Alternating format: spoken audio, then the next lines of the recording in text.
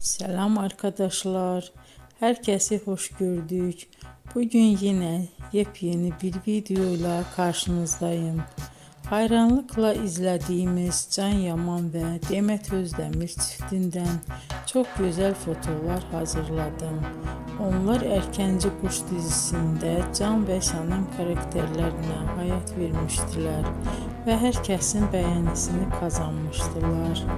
Biz de sizler için onların özel fotolarını hazırladık. Bu muhteşem videoların gelmesini istiyorsanız bol bol yorum yazın. Kanala abone olun. Sona kadar izleyin. İzleyen herkese teşekkür ederim. Bizden bu kadar.